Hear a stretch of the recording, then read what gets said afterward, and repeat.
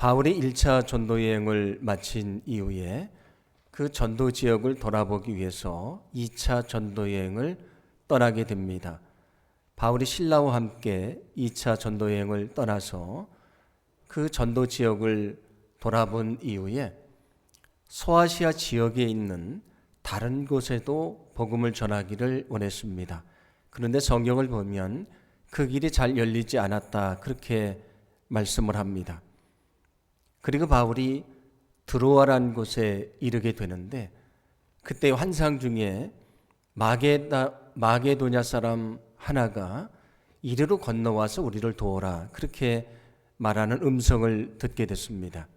마게도냐가 어떤 곳이냐면 아시아가 끝나고 유럽이 시작이 되는 곳입니다. 그래서 바울은 그것을 주님께서 복음이 아시아만이 아니고 유럽에도 전해지기를 원하시는 뜻이란 사실을 깨닫게 됐습니다.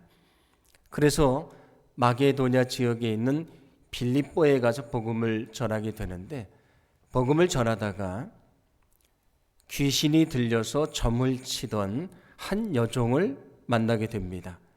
여러 사람들이 그 여인을 고용을 해서 점을 치는 것을 통해 돈을 벌고 있었습니다. 바울은 주님의 이름으로 그 여인에게서 귀신을 내어 쫓게 됐습니다. 이제 그 여인은 온전해졌고요, 더 이상 점을 치지 않게 됐습니다. 그러니까 그 여인을 통해서 돈을 벌던 사람들이 돈을 벌 수 없게 되지 않았습니까? 화가 난 그 사람들이 바울과 실라가 자신들이 따를 수 없는 풍속을 전하는 사람들이다, 그렇게 그 지역의 관리들에게 고발을 하게 됐습니다. 그리고 그 관리들은 바울과 실라의 옷을 벗기고 매로 치게 합니다. 옷을 벗기고 매로 친다는 얘기는 더 고통을 받게 했다는 얘기지 않습니까? 옷을 벗기고 매를 친 다음에 그들을 깊은 감옥에 가두었습니다. 깊은 감옥은 지하 감옥을 말합니다. 그 두 발을 착고에 든든히 채운 다음에 간수를 통해서 지키겠다고 말씀을 합니다. 이제 어두운 밤이 됐습니다. 그런데 그 어두운 밤은 이 두 사람의 운명과도 같습니다. 그들의 생명이 지금 어떻게 될지 알지 못하는 상황이 찾아왔습니다. 그들은 매우 두렵고 어두운 밤을 보내게 됩니다. 그런데 바울과 실라만이 아닙니다. 우리도 인생을 살다 보면 이렇게 어둡고 두려운 인생의 시간을 만나게 될 때가 많이 있습니다. 자신에게 찾아온 인생의 고난 가운데 신음할 때도 있습니다. 남모르게 눈물 흘리는 시간을 보내게 될 때도 많이 있습니다. 그 고난 가운데 다시 일어설 수 있다는 희망을 잃어버릴 때도 있습니다. 마치 끝이 보이지 않는 어두운 터널 속에 홀로 있다고 느낄 때도 많이 있습니다. 그 인생의 어두움 속에서 우리가 무엇을 내야 되는 것인가? 오늘 말씀을 통해 함께 생각하면서 은혜를 좀 나누어 보려고 합니다. 바울과 실라에게 어둡고 두렵고 고통스러운 시간이 찾아왔습니다. 그때 그들이 무엇을 했는가? 오늘 25절 말씀인데 함께 봉독합니다. 한밤중에 바울과 실라가 기도하고 하나님을 찬송하매 죄수들이 듣더라. 아멘. 여기 한밤중이라고 하는 것은 밤 12시경을 말합니다.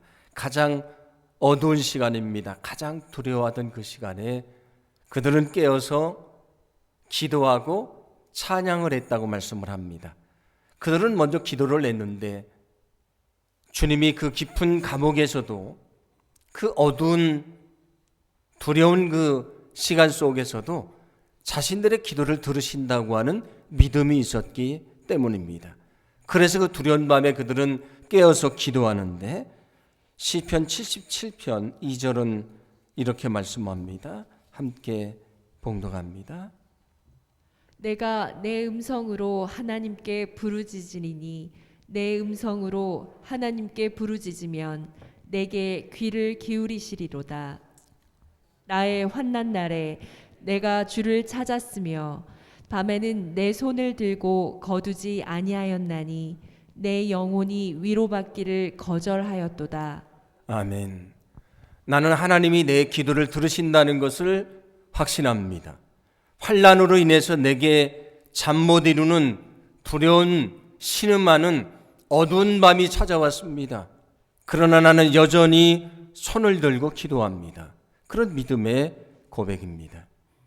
우리 인생을 살다 보면 누구에게나 인생의 어둠의 순간이 찾아옵니다.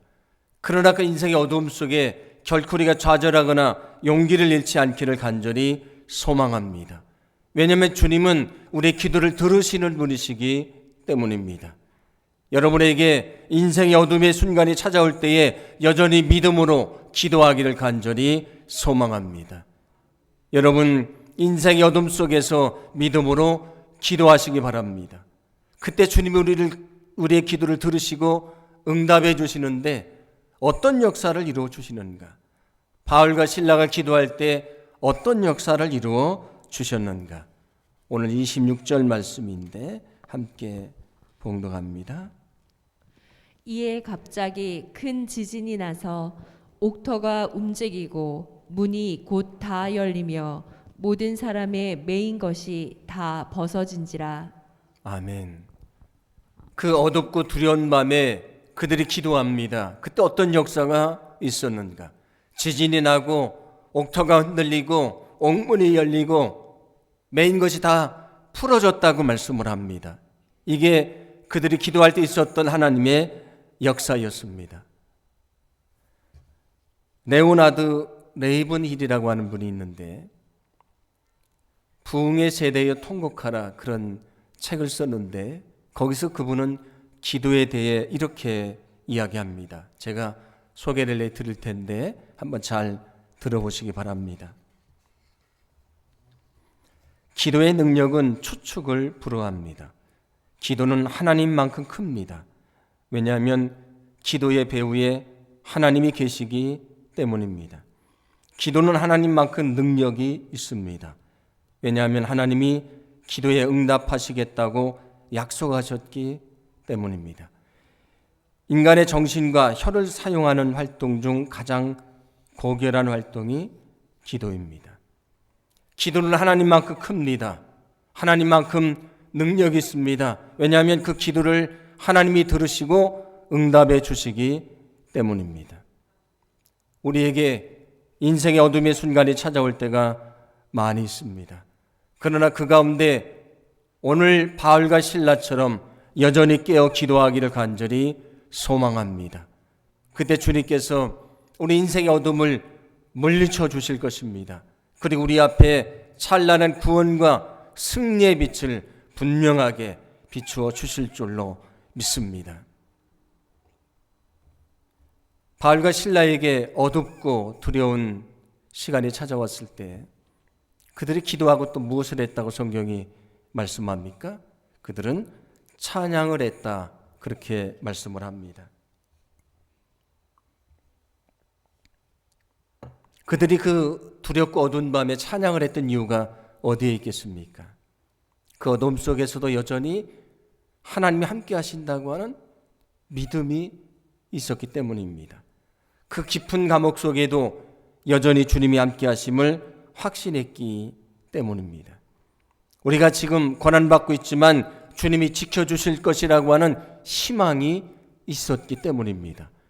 그러므로 그 밤에 드렸던 그들의 그 찬양은 주님의 도우심을 확신하는 희망의 찬양이었던 것입니다. 우리가 인생을 살다가 어둠의 시간이 찾아옵니다. 그러나 그 어둠의 시간에 여전히 희망의 찬양을 불렀던 바울과 실라처럼 우리도 여전히 주님을 찬양하고 마음속에 하나님의 도우심을 확신하는 믿음을 갖기를 간절히 소망합니다. 여러분의 인생 가운데 어둠이 찾아왔을 때에 주님이 나를 다시 이렇게 세워주신다고 하는 희망을 가지고 여전히 주님을 찬양하기를 간절히 원합니다. 여러분, 인생의 어둠 속에서 희망의 찬양을 부르시기 바랍니다. 우리가 어둠이 찾아왔을 때에 그 고난 가운데 그냥 넘어지고 낙심하고 일어설 힘을 잃어버릴 때가 얼마나 많이 있습니까? 그런 우리를 향해 성경은 말씀합니다. 시편 42편 5절 말씀인데 함께 봉독합니다.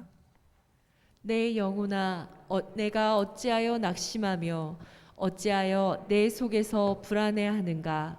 너는 하나님께 소망을 두라.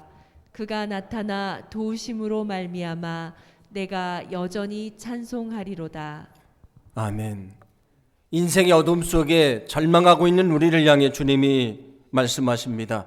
내가 어찌하여 낙심하며 어찌하여 너는 불안해하는가? 너는 오직 하나님께만 소망을 두라. 그리고 하나님의 도우심을 확신하며 너는 주님을 찬양하라.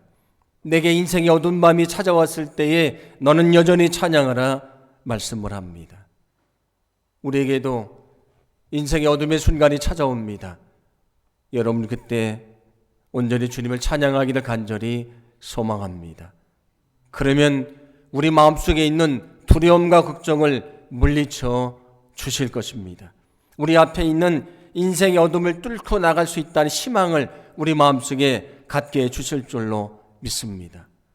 바울과 실라가 찬양할 때에 옥터가 흔들리고 옥문이 열리고 맨 것이 풀어졌던 것처럼 그 찬양의 기적을 경험할 수 있는 능력 있는 삶을 살게 될 줄로 믿습니다.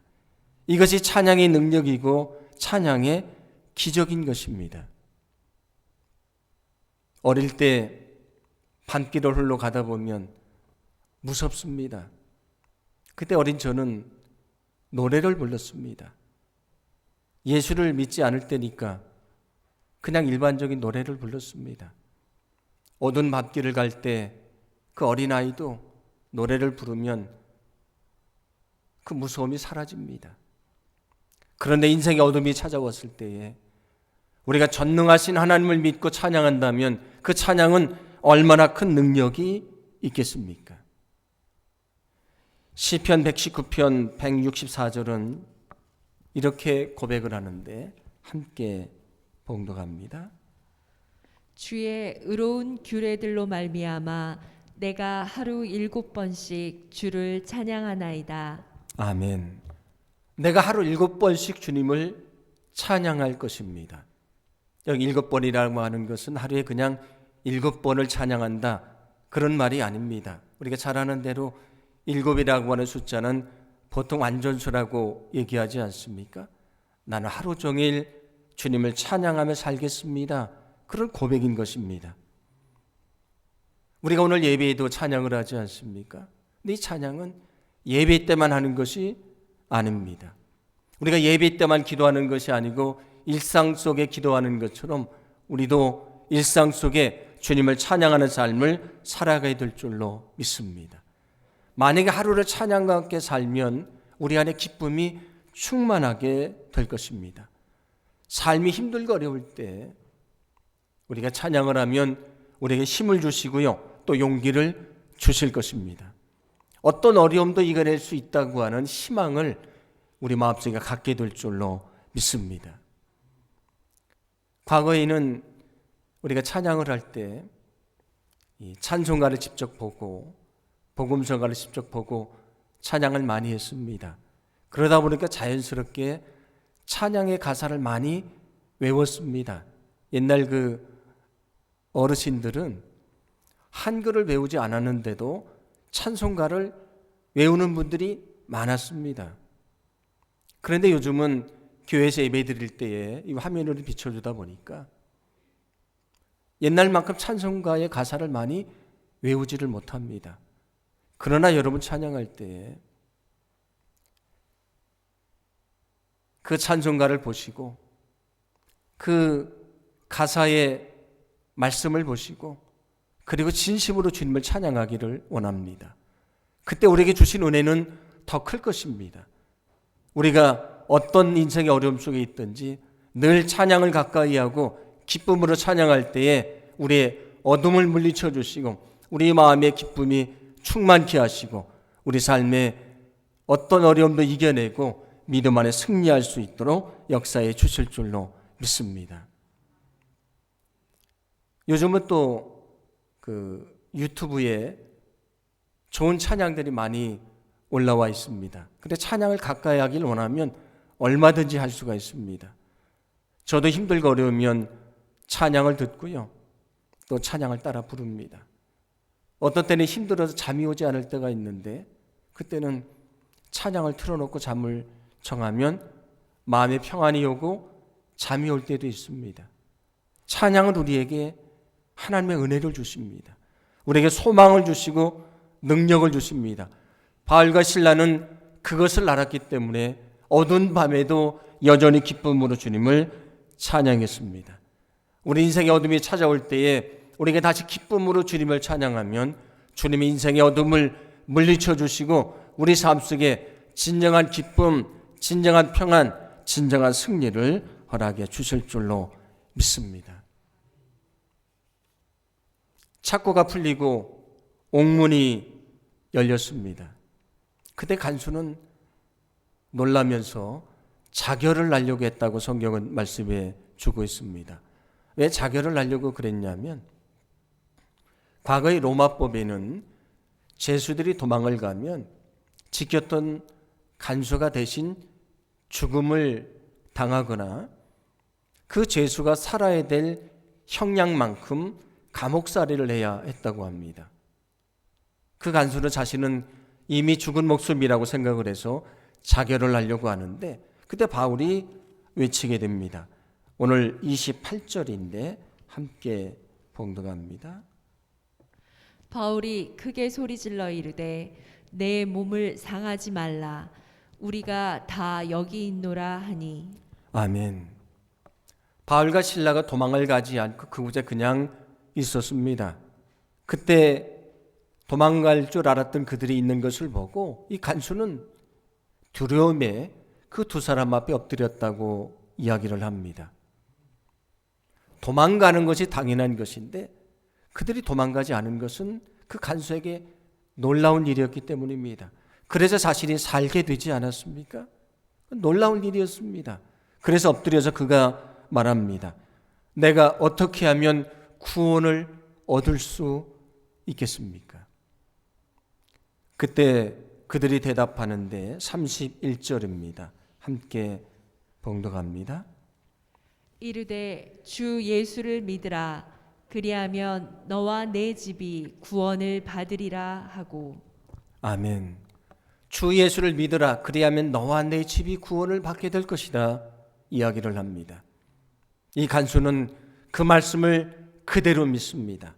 그래서 자신의 집으로 달려가지요. 가족들에게 말씀을 전합니다. 예수를 믿으면 나와 우리 가족이 구원받을 것입니다. 그래서 온 가족이 다 예수를 믿게 됐고요. 그리고 그들이 세례를 받게 됐다고 성경은 말씀해 줍니다. 옥문이 열리고 착고가 풀렸는데 바울과 실라가 도망을 가지 않았습니다. 왜 도망을 가지 않았을까요? 이제 우리는 그 이유를 알게 됩니다. 그 어둠 속에서도 그 깊은 감옥 속에서도 주님의 뜻이 있다는 사실을 알았기 때문입니다. 그 뜻이 무엇인가?